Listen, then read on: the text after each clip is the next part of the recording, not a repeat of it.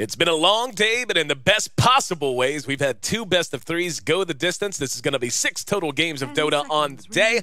This time, though, a lot more on the line for one of these teams at the very least, as one will be going home, the other will be advancing through the lower bracket. Na'Vi knotting it up in Game 2 with a very impressive win behind superb performances off of Dindy, Kuro, and Puppy in particular, and RoX, the team without a team, ex-RoX, Team Gold Black, whatever you want to call them. We know they're as good as anyone, and they look to prove it now and extend their run, their swan song at least, here in the D2L Western Challenge. I'm your host here in AC Chambers, joined by Trout as always for the insight and analysis. And looks like they're not going to give the Brewmaster away this time. They pick it for themselves. They go ahead and grab Sadoy Marana. Well, Sadoy last time. We'll see if he's going to run it this time. Na'Vi, though, they open up with the Bad Rider, who snuck through and got picked, as well as the Doom. Yeah, absolutely. There's some really strong drafts on both sides. But Doom and Bat Rider together seems very, very scary. Like if you were to put a tier list, not trench tier or anything like that, but hate you so much. Hate you. I just tried to fit that in there somehow. All right, boys. All right, boys. We're getting trolled. Oh god. Okay, but if you were to find some kind of list of like best heroes, right? I really think like Doom and Bat Rider are like just at the top of that list. Yeah. And they got both of them. But yeah. Brew is also really, really strong. Mirana's strong just because she's so versatile and she works in any lineup. That's why she's picked up early, I think. More so than late, also because just teams pick her up before the other team wants to. So yeah, it's kind of hard to say. It's very early on, so we'll have to wait and see how the other supports fill this all out. But I would say giving Bat and Doom is like pretty scary. Pretty scary. Well, I like the Bat and the Doom pickups a lot more than I even like the Brewmaster and the Mirana, because neither of them really catch up all that well. You know, you can have a bad laning phase with the Doom, and you know, if you get a Midas, or even if you choose not to do that, you can still disappear into the jungle after a few levels under your belt, 4 or 5 or so. Use Devour and your ability to jungle in a region with Scorched Earth to catch up, especially if you get a Midas, and we've seen that even throughout just the playoffs, let alone the entire Western Challenge as a whole. If you go Midas and you have Devour plus Midas, you can just explode in terms of GPM and just end up tanking up so quickly that you become a walking liability for the other team to have to cope with. And Bad Rider's the same way. If he has a slow start, all he needs is a couple of levels, 2 at least, 3 is usually a little bit better. Then you can disappear into the jungle yourself, and even after the nerfs, you're really able to still farm up a Blink Dagger, your core items, very, very quickly just by minding your business, especially if you get a little bit of help from supports in terms of stacking. Brew and Mirana both kind of rely on getting a good start and really just maintaining a very solid upward arc in terms of their progression. If you slow either one down, it is very tough to get them back online and give them the ability to really develop the way they want to and at the speed they want to. They do pick up the Venge, though, so a very high impact, generally a very active support picked up for RoX to complement the Mirana and the Brew. Yeah, and yesterday we saw EG pick up Venge and THD, or Jakiro, as both their support duos in both of their games, actually. Right. And I believe they had Brew in that game, too, and Mirana maybe was there, too. I'm not 100% sure. I know Brew was. It would be kind of funny to see if Gold Black wants to try that out, because it did work out. But, yeah, Doom, he farms so fast. Bat Rider, the scary thing, too, is, like, yesterday we saw Universe playing Bat Rider in the short lane, and he had some kind of lane that he didn't want to fight up against. It wasn't like beneficial towards him, so he just went into his own jungle from the safe lane and still had like an 8-minute Blink Tranquils TP with a smoke on top of it. Right. Yeah, like you mentioned, it just farms so fast in the jungle. But there is going to be an Enchantress here for Na'Vi. This is what I talked about. They've been experimenting with the Enchantress quite a lot, and Puppy definitely knows how to play those junglers. Okay, so they picked the Weaver here into the Doom, and you've got 2 excellent, unbelievable shutdown heroes in the Bad Rider and the Doom, and now you've got a Brewmaster and a Weaver, but you have a way to account for at least both of them in some way. Yes, the Lincolns makes that a much more complicated affair, but you can Doom the Brew and then lasso the Weave, or vice versa, depending on how good you are with managing what you want to do. And yeah, like, I'm just a little surprised. I mean, this is another, and I really like the Skywrath Mage pickup, another silence they're going to be able to use on both of those heroes to just lock them down and keep them from really achieving their full potential. A lot of bursts, by the way, and we saw just how unbelievably deadly a Skywrath Mage can be with the right supporting cast. We saw Fly go absolutely bonkers to the tune of 18 and 1. That was his performance on a support Skywrath Mage earlier today, and that was with And that was with Hani on the Earthshaker, using the Fissure to set up the Mystic Flare. And in this case, they're going to have Lasso to set it up, as well as a Net or a Stomp if Doom happens to steal either of those, if he goes with the initiation kind of approach to his build. Yeah, I just to be honest, I really like Navi's draft a lot. I do feel like RoX is again, rather thin and rather narrowly defined in what it's going to be able to accomplish and what, more importantly, they have to set out to accomplish in the early and mid-game. I think RoX's lineup is not bad. I think it's okay. The big thing is, like, I think Brewmaster is just so good and fits in every lineup. Right. And I like that they have good stuns. Like Vengeful Spirit's a strong stun set up with Mirana's Arrow. Brewmaster doesn't have like stuns, so like unless you ulti. Right. But the slow can also set that up too. I think their lineup is fine. The Weaver was generally a good hero against Batrider, even though you can lasso him with the blink. Just in lane, he's also quite good against him because usually he's off lane and Weaver's usually in the safe lane. And it's good for just maneuvering around. Not so great against Doom, I have to agree with you there. Skywrath does make it a little bit harder too.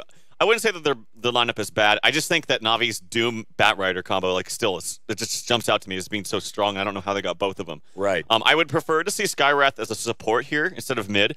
I fear if they do run him mid, if they just shut him down, then all they have to worry about is Doom, because Skywrath is kind of hard to bring back once he's been shut down. Right. So I fear that Navi might run him mid, or it could go either way. Like if they don't shut him down and Skywrath just goes ham. But we actually saw this lineup of Skywrath versus Brew yesterday, and like I said, Brew was still able to hold his own actually. Right. So I hope it's a support Skywrath. And Tide is the last pick here for RoX.KIS. Yeah, I like the Tide pick. I think it shores them up a bit more. Just having a Tide and Brew on the same team makes it very difficult, silences and stuns or not, to reliably engage, and especially to crack tier 3. Just any kind of a very aggressive posture is a little bit more sketchy to try to execute, with Moonlight Shadow, of course. So I really like what Tide brings to their lineup. I'm like you. Like, the Bat and the Doom jump out immediately. I feel like this is really brilliantly drafted. There's so many ways you can set up so many of these spells. Especially, again, the Mystic Flare, they have the ability to just pour damage out, and it's a nice mix with Enchantress and the Skywrath Mage. He can spam magic damage while Enchantress spams pure, plus physical damage with Impetus, and then the Puck gives them a nice bit of extra initiation, and guess what? Gives them another silence. I don't know. I don't like Puck here. It sounds really good on paper, and if he does have a very good start in the laning phase, gets an early blink, he can start getting very easy pickoffs. By the way, it looks like it's going to be a support Tide this game. I was wondering if it was going to be Mirana or the Tide supporting, but I feel like they needed a more tanky core. Like, I just fear that if you shut down Puck, then all your focus is on Doom. But if all your focus is on Doom, it's actually hard to get a Doom off. Right. Because you don't want your focus to be on your Doom hero, because he needs to find a position and a way to eke in there and cast some kind of ult onto, But there's multiple heroes that you want to cast them on. So I actually favor RoX.KIS' lineup. I like it a little bit better. Moving in, and a little bit of a divergence there in our own opinions. I do like Navi's a lot. I do. I mean, you can't argue that, like, Doom and Bat is ridiculous. Like, they'll always have a good time and always have a place in any lineup. But I mean, still Puck is fine, and certainly Denny knows how to play it very well. Right. I just would have preferred to see a more tanky core, especially in this metagame. That seems to be what's working best, and for good reason. Yeah, I like RoX if the game goes late, and usually that's not how RoX usually tends to draft out. That is true. Most of the time, they draft lineups that are very strong in the laning phase and very strong in the mid game. But if it goes late, they're kind of boned. I feel like it's the reverse this time.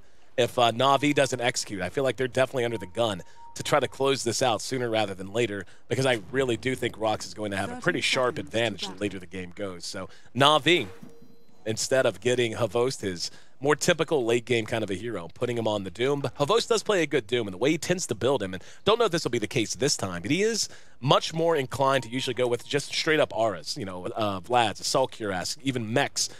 Farming from this position as well. He does that in solo safe situations a lot, but it wouldn't surprise me at all to see him build a mech just as an item here. Because, I feel like they have a great mix of damage for the most part, just in terms of what they're going to be able to pour out and how they're going to be able to punish them. And the Weaver, with this many things to have to cope with that can lock him down, he's not going to feel as survivable, at least until a Lincoln's and or a BKB come out. Either way, the horn blows and we are underway. Our last game of the day, our sixth game of the day, an elimination match between RoX and Na'Vi underway. Loser goes home, winner advances and keeps their playoff hopes alive. The lanes are taking shape. Looks like it'll be a defensive trial lane, and bottom Puppy's going to be setting up shop in the jungle. No surprise there. Havost. Oh my god, Goldblack's missed every attack on that ward, and now he's going to get zoned out, unfortunately, can't get it. And Kuroki has boots. can maybe no, he's not going to go uphill, but that's really unfortunate. He literally missed like 6 attacks on that stupid ward, and that's going to kind of hinder their performance down here in this aggressive tri lane. It really does. Small things like that actually completely shape the way a game's going to pan out. Yep. Now we've even got a Centaur here just to make sure they stay zoned out and that ward can't be touched. So for the moment, it will be ostensibly a try-on-try. Goldblack is not giving up, by the way. He is not about to abandon hope on bringing down this ward. Still, see if he misses more. Nope, got a shot that time. He's taking a lot of damage here. He has to be so careful. He actually might die. Yep, he's going to go ahead and he's going to have to stun. But KRoKi's really fast with boots. If he gets vision, he's dead. He should have walked to the left. There it is. Goldblack should have walked to the well, actually, the Tango saved him. Doesn't know. He's trying to juke around. There's going to be the gush. Goldblack, again, using that vision. Another stun. Yol's there. Doesn't have mana for another gush. Goldblack's dead now. Signed his own death warrant there. And Yol, unable to do much of anything. Finally has enough mana for a gush. But Kuro with those boots, just a little bit too quick. And the rest is history. So 1-0, Na'Vi takes the lead.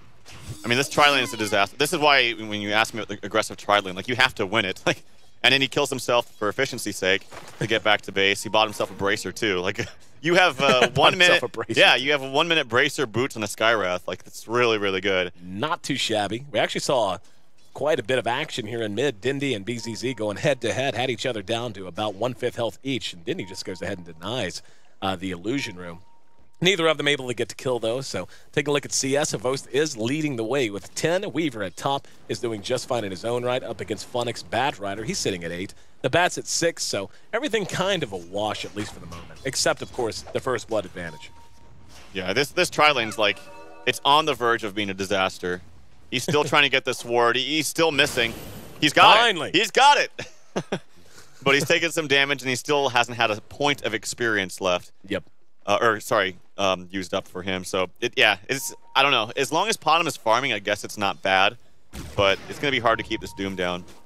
Yep, Sadoy sitting at 9 CS. He's not in bad shape. Trailing Havost by just a touch. I feel like the mid matchup here is going to shape a whole lot. And it's 6 right now to 7, so roughly a break even there. How do you feel about this matchup at top, Solo versus the Bat? Yeah, this is what I was talking about when most players think Weaver is quite good against Bat in a 1v1 situation like this, because Bat almost always goes to the off lane to start, and so you can plan on that. So I think Weaver should be doing fine, and he is. 8-1 for Bat, 13-2 for Weaver, so that's expected. And then mid, what do we got here? Brew is 10-2, Puck is 6-4. This is what I'm talking about. Like, this hero is just so good at mid. His attack animation is very easy to deny. You see him denying right there. And it's very difficult for any hero, especially ranged, to just harass him out with auto attacks. Yep. Can't do it. He's winning this lane as Panda against the Puck. And Puck is one of the better solo heroes. Oh wow. Weaver just actually dove. That's what happens. Yep.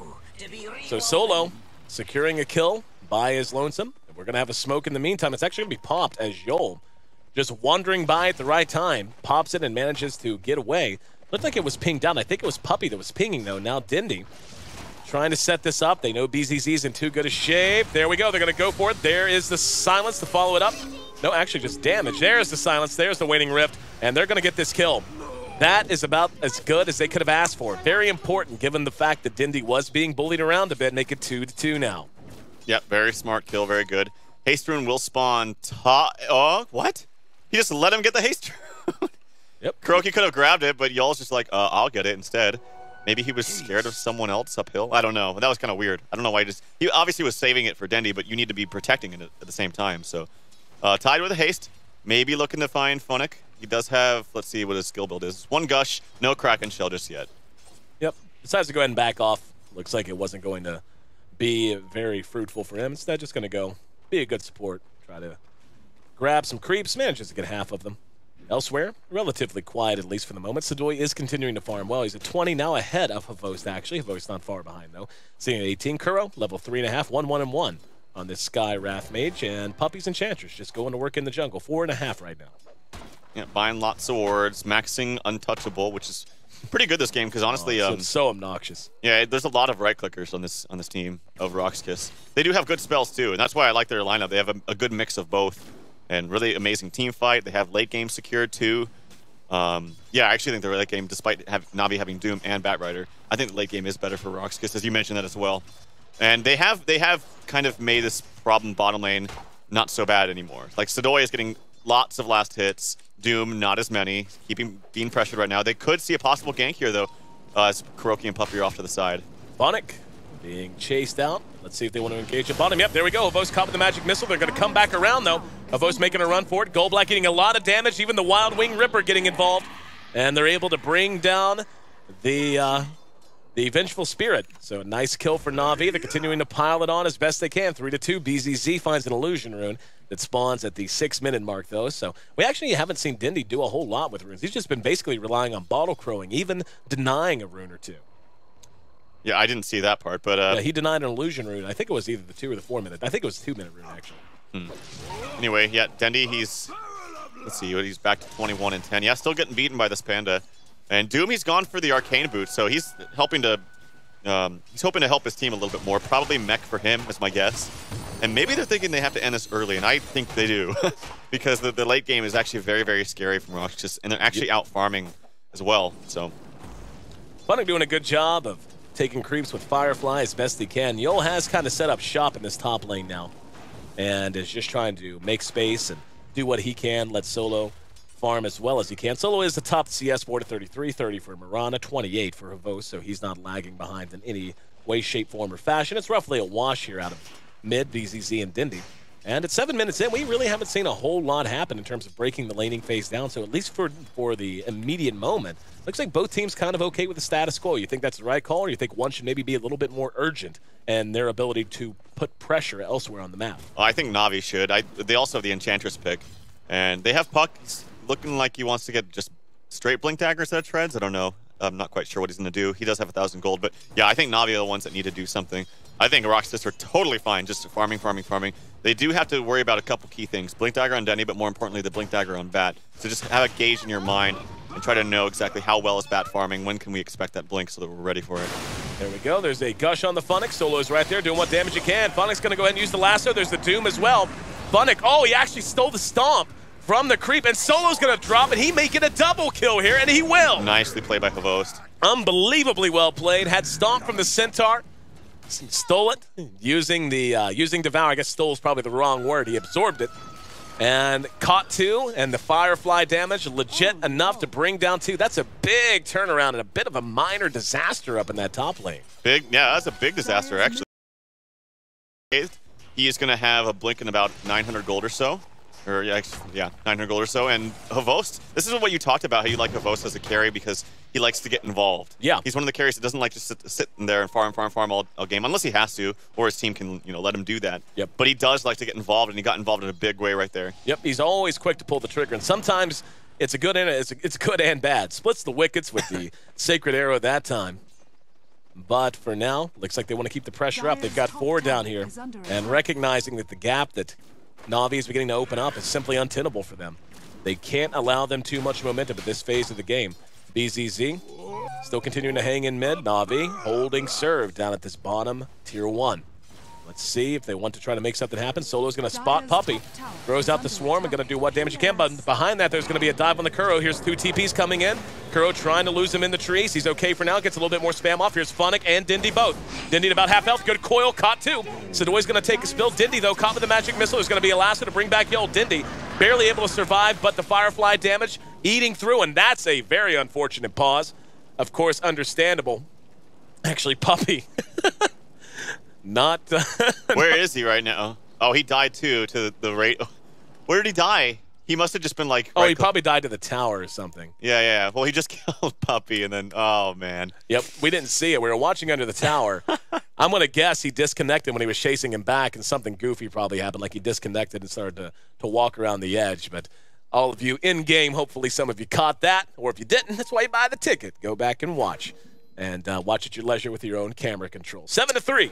Na'Vi in a great position right now, looking like they might even be able to secure 2 more kills on Goldblack. Yeah. And Yol, in fact, I would be surprised. I don't know. Dindy's pretty low. Kuro's low. They'll get it 1 for sure. Well, it's got Firefly for actually a decent amount of time. He just popped it, and he has 3 sticky napalm charges on Yol. He's got Flame Break up in 5 seconds. He can bottle up right now.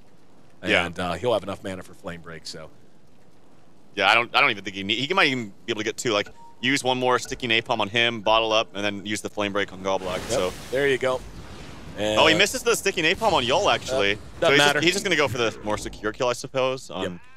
I think he could have got 2, though. BZZ, knowing there's a lot of folks down here with not a whole lot of health. He's being kited very effectively, though. He's eating a lot of damage. He's going to have split if he needs it. Also has 5 wand charges. Still doing what he can. There's Moonlight Shadow. Kuro's right there with him. Puppy there with Nature's Attendance up in 2 seconds. And I think that's the right decision to make there. He got kited very expertly and was down to half health before he ever had a chance to use split. In the meantime, though, Havos capitalizing on all the hubbub elsewhere and takes himself a tier 1 top. Yeah, he's got mech, too. And then the Batrider, who got solo killed by the Weaver, like at what, 5 minutes or something like that, now has a 10-minute blink. Like that's how bad that top gank was for RoX.KIS. And then there's the blink, actually the same exact time as Puck. This is exactly what I was talking about. So now they have their timings, and they're very, very good timings for blinks. And Doom is farming up a Storm. Avos, even though he does like to get active, I did credit him for, he really does like not miss last hits. His CS is always very, very high. So things are going very well for Navi. Oh, Goldblack silenced out and brought down. A lot of damage there. And actually just heard a Doom take place somewhere. Yeah, that's up in the jungle. That's on solo. Havos is right behind him. Here comes Yol. Yol is level 5. Using the Gush and the Anchor Smash, so that'll be enough to chase him away. Now he may die to BZZ. In fact, I don't think there's any made to it. There's a Flame Break to try to help. And here comes the Cavalry. Mystic Flare actually whiffs. There's a split from the Brewmaster. Havos still up by some miracle, but not for long as he's caught with the rock from the high ground. He'll be burned down, and the Storm Spirit actually caught the Batrider, tossed him up. Look at Goldblack and Yol, though, caught with the 2-man coil from Dindy to the north of the fight. Now there's a lasso. That'll be on solo. Once again, the Storm aspect tosses him into the air. Dindy, though, in some trouble now, and they're going to be able to take a pretty big fight, at least to turn it around a little bit. Dindy bought back and went to his, and then Solo just disconnected again. Oh, no. I don't know if that had anything to do with his death, or I wasn't exactly watching it, but he DC'd from the game. 4 sticky napalm charges back onto BZZ. 5, he's taking a lot of damage, and he does get out, but yeah, that sucks. Solo, he's having some internet problems. Unfortunate, and this is, of course... They're not even pausing. Well, yeah. There they go. No, they were just waiting on, like, well, he's down and he's dead. Well, they're waiting on him to respawn. It literally makes no sense to pause. You just waste everyone's time. Now Puppy paused, actually. Yep. Solo? Puppy being good guy Puppy. And, of course, this is one of the unfortunate realities of doing online tournaments. Love our lands at the D2L. We've done a couple now. But this time around, of course, with the other big lands, you might have heard of it, you know, the International coming up not long from now. And, of course, ESL Frankfurt and DreamHack bracketing our playoffs here. They don't even make it to the stage. That's a pretty big deal. So just the ability to perform on demand. Up, they call GG? That sucks. Huh. That is a shame. Darn. And there's not a whole lot we can do about this, unfortunately. As if they call GG, yep, that's it. All right. That is genuinely and truly unfortunate. I hate that, actually. We can't do anything about it because our schedule is predicated on all the games being played in sequence. Because if we delay one game or try to push this back, it pushes back every single other series.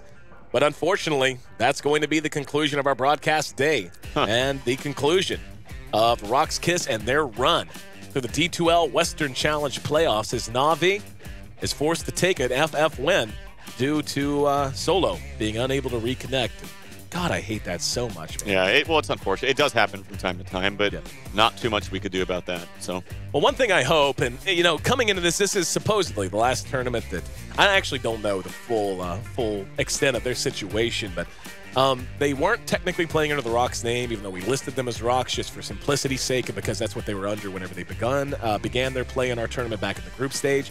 I hope these 5 stick together, or if they do make a change, it's a very small one, because I feel like there is a lot of synergy with these players, and I feel like they have a lot of potential. And not living up to it this year as much as I think they would have liked, I just hope we don't see these guys disappear into obscurity. And sometimes you see that whenever you have these teams that are right on the cusp and are considered top tier and even come out and perform well in tournaments.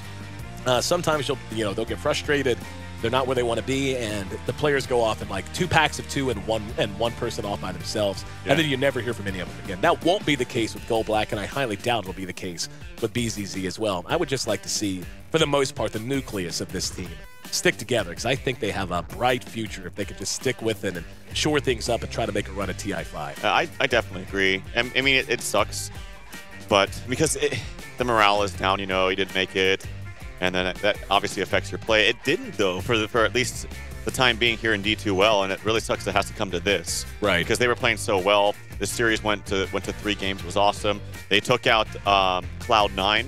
No one thought that was going to happen, and they dominated them in that 3rd game, if you remember. It was so did. You guys got to go watch that one if you didn't get a chance to catch it live. It was a really fun game.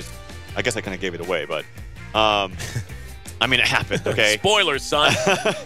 But yeah, no, I think that they'll stick together, and I've been really impressed with Gallblack's drafting as of late, and especially solo as just a player. Like, kind of sucks he had the DC here. He killed the Weaver, or sorry, he wasn't Weaver, but he killed the Batrider early on, had a good start, got plagued with some disconnects, which definitely played a role in him dying several times. At least one, if not 2 of those deaths were the result of disconnects, for sure. But we bid adieu to RoX.KIS as they're the first casualty here at the D2L Western Challenge playoffs. They will be earning something, and by the time all is said and done, it will be a percentage of our ticket sales. So if you like what you saw and you're watching on Twitch and you say, hey, I want to make sure they get a little bit of a bigger prize pool, you can still pick up the ticket, still on sale all the way through. And don't forget, you can always go back and watch the games we've been talking about if you missed them. And, of course, you have access to watching in-game from this point on out. Na'Vi advances through the lower bracket, and they'll be awaiting the winner of Cloud9 versus Empire. Cloud9 and Empire square off tomorrow, as well as EG and Fnatic in our winners of bracket finals. Thanks for being here with us, guys. I'm AC. Beside me, of course, is Trouf. Do need to double-check that I'm right in the scheduling, as I repeat it, so don't take that as gospel. We'll be tweeting that out. It's the mastermind Gianni who handles all those things and knows how to make it all work. There we go. Let's see. Yeah. Hang on. It was there. Fire Conrad. Fire Conrad. It'll be back up in a minute, guys. But there we go. So, yeah. So today was Saturday, Empire Fnatic. Yep. And Cloud9. Yep. I was right. Cool. So that'll work. And then that'll be Sunday, of course. Then Monday's action. Losers Bracket Round 2 and the Losers Bracket Finals, and then the Grand Finals coming up on Tuesday, kicking off at 9 a.m. Pacific Daylight Time. Again, hope you've enjoyed the show. Make sure you follow us and, of course, everyone else on Twitter. You can find me at AC, at AYESEE. He's at TralfDota, at TRALFDOTA. And, of course, check out the D2L on Twitter and Facebook. It's D2LGG on both. And, of course, HyperX. If you're really enjoying what they've done and their investment in esports, I'm sure they'd love to hear about it. So make sure you tweet at them and let them know that you're enjoying the tournament, at least I hope, as much as Tralf and myself are. Looking ahead, again, tomorrow. Another action-packed day, best of threes all the way through till Tuesday, which will be a best of 5, and all of that will be on each day, kicking off at 9 a.m. Pacific Daylight Time. On behalf of myself, HyperX, D2L, and everyone here, Tralf, and of course Conrad, thanks for tuning in. We'll catch you tomorrow again, 9 a.m. Pacific Daylight Time, 12 noon Eastern Standard Time, 6 p.m. for our European brothers and sisters. Until then, enjoy your evening, morning, or afternoon, and enjoy some Dota.